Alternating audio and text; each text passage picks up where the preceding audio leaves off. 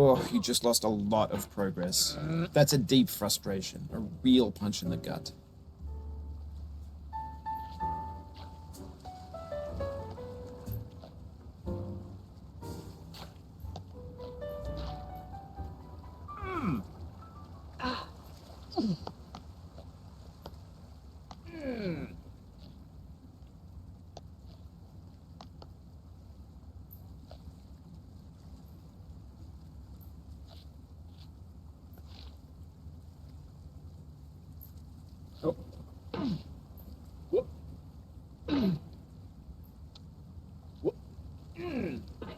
There's no feeling more intense than starting over. If you deleted your homework the day before it was due, as I have, or if you left your wallet at home and you have to go back after spending an hour in the commute. If you won some money at the casino and then put all your winnings on red but it came up black. If you got your best shirt dry cleaned before a wedding and then immediately dropped food on it. If you won an argument with a friend and then later discovered that they just returned to their original view. Starting over is harder than starting up. If you're not ready for that, like if you've already had a bad day, then what you're about to go through might be too much. Feel free to go away and come back. I'll be here. Alright, thanks for coming with me on this trip. I'll understand if you have to take a break at any point. Just find a safe place to stop and quit the game. Don't worry, I'll save your progress, always, even your mistakes. This game is a homage to a free game that came out in 2002, titled Sexy Hiking. The author of that game was Jazzuo, a mysterious Czech designer who was known at the time as the father of B games. And B games are rough assemblages of found objects.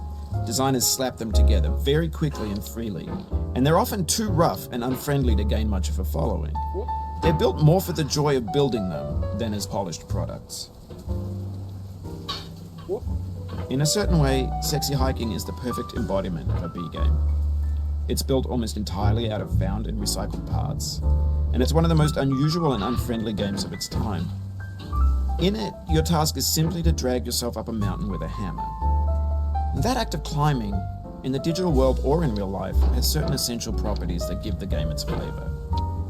No amount of forward progress is guaranteed. Some cliffs are too sheer or too slippery. And the player is constantly, unremittingly in danger of falling and losing everything. Anyway, when you start Sexy Hiking, you're standing next to this dead tree that blocks the way to the entire rest of the game. It might take you an hour to get over that tree, and a lot of people never got past it. You prod and you poke at it, exploring the limits of your reach and your strength, trying to find a way up and over. And there's a sense of truth in that lack of compromise.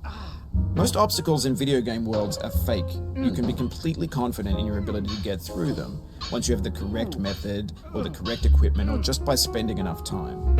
In that sense, every pixelated obstacle in Sexy Hiking is real. The obstacles in Sexy Hiking are unyielding, and that makes the game uniquely frustrating. But I'm not sure Jazzuo intended to make a frustrating game. The frustration is just essential to the act of climbing, and it's authentic to the process of building a game about climbing. A funny thing happened to me as I was building this mountain. I'd have an idea for a new obstacle, and I'd build it, test it, and it would usually turn out to be unreasonably hard. But I couldn't bring myself to make it easier. It already felt like my inability to get past a new obstacle was my fault as a player rather than as a builder. Imaginary mountains build themselves from our efforts to climb them, and it's our repeated attempts to reach the summit that turns those mountains into something real. When you're building a video game world, you're building with ideas. And that can be like working with quickset cement. You mold your ideas into a certain shape that can be played with, and in the process of playing with them, they begin to harden and set until they're immutable, like rock. And at that point, you can't change the world, not without breaking it into pieces and starting fresh with new ideas.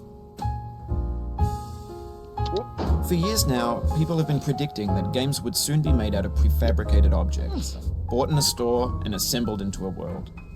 And for the most part, that hasn't happened, because the objects in the stores are trash. I don't mean they look bad or that they're badly made, although a lot of them are. I mean they're trash in the way that food becomes trash as soon as you put it in the sink.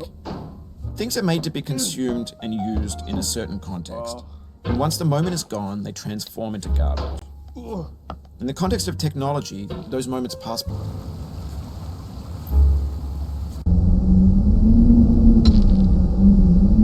in seconds.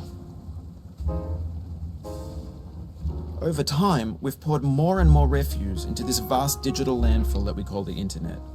It now vastly outnumbers and outweighs the things that are fresh and untainted and unused.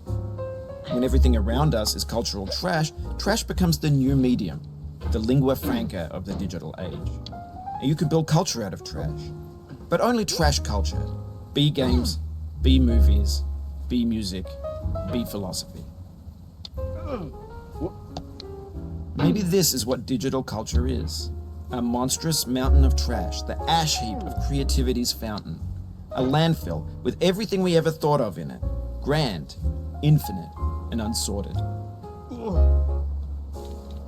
There's 3D models of breakfast, Gen X's fanfic novels, Scan magazines, green screen Shia LaBeouf, banned snuff scenes on LiveLeak.